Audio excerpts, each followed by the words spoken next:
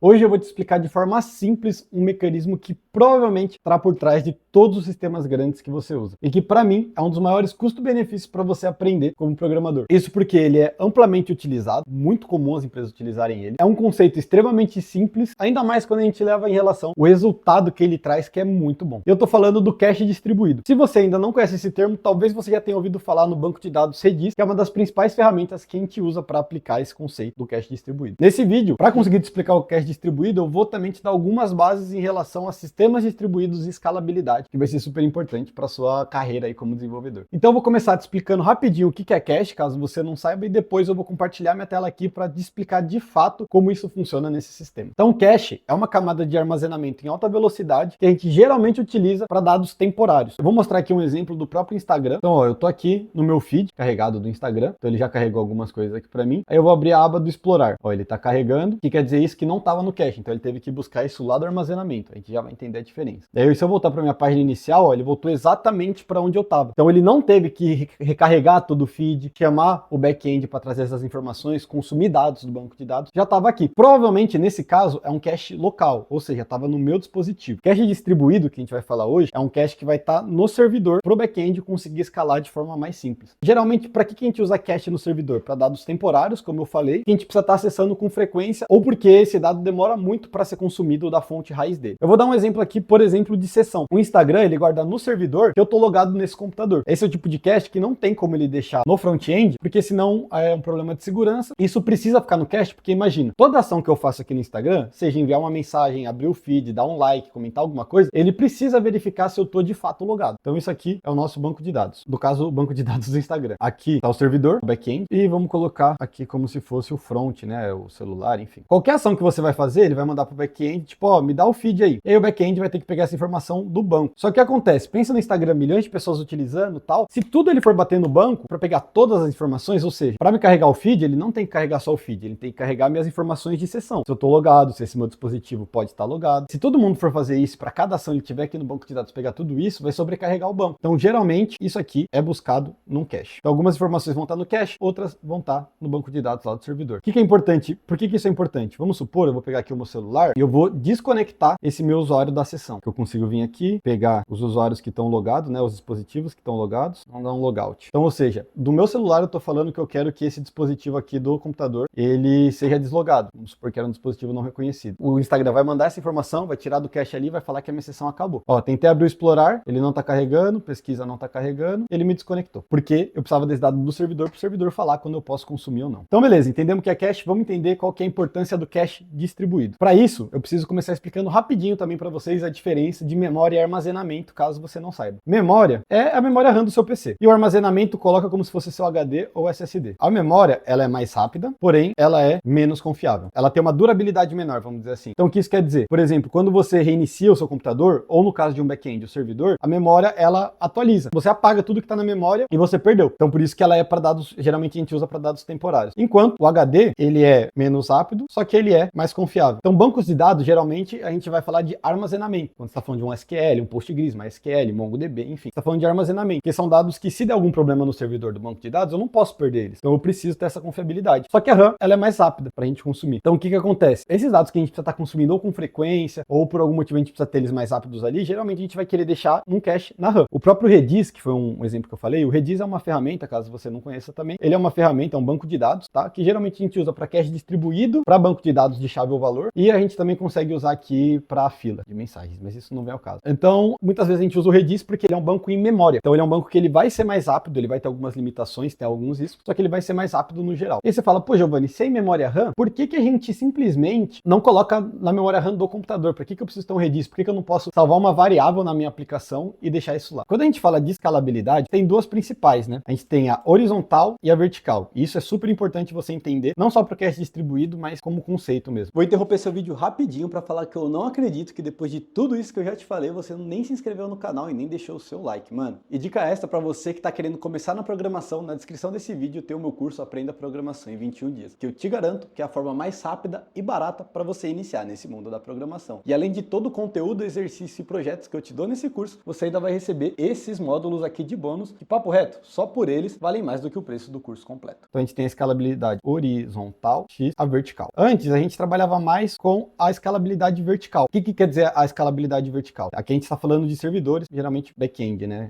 Mas isso aplica para o banco de dados também. Então vamos supor que esse aqui é o seu servidor, e a escalabilidade vertical é para cima. Então basicamente é você ter uma máquina aqui, um back-end, e aí você vai adicionando mais memória. Então, pô, eu tenho ali meu back-end, ele tá rodando, tenho 2 GB de memória. Aí eu tô tendo mais usuários e tal, eu vou e coloco 4 GB de memória. Aí eu tô tendo mais usuários, coloco 8 GB. Putz, processador, eu tava com, sei lá, 1,5. Aí depois eu vou, tá crescendo, preciso de um melhor, coloco 1,7. Qual que é o problema disso, pessoal? Começa, a partir de um momento, duas coisas. Uma, ficar muito caro, e outra, ficar insustentável. Porque você vai estar aqui, basicamente, aumentando, vai ter uma hora que você não vai conseguir colocar mais memória, seja de armazenamento ou memória mesmo. Então essa é a escala vertical, ou seja, minha aplicação tá crescendo, preciso de mais poder, vou melhorando o meu computador. Só que hoje, os sistemas modernos, a gente usa muito mais a escalabilidade horizontal. Então o que isso quer dizer? Em vez de ficar fazendo esses upgrades, eu tenho aqui o meu PC, meu servidor de 2 GB com i5, eu precisei de mais recurso, em vez de eu simplesmente aumentar esse computador, o que eu faço? Adiciono um outro que a gente chama de nó. Então eu adiciono um outro servidor para trabalhar em conjunto com ele. Então eu vou adicionando aqui conforme eu precisar. Então com isso, o que é bom? Primeiro, você não precisa fazer um upgrade da sua máquina. Você consegue configurar para, putz, meus acessos estão crescendo. Então do nada tive um pico. Sobe mais uma máquina automaticamente aqui. E ele começa a rodar. Sobe outra, sobe outra. Diminuiu meus acessos, começa a tirar essas máquinas para não pagar. Então é mais barato e é mais fácil de você escalar. Você vai ter um limite menor, né? Porque eu simplesmente vou ficar adicionando outras máquinas ali. Também tem a questão que você consegue colocar, por exemplo,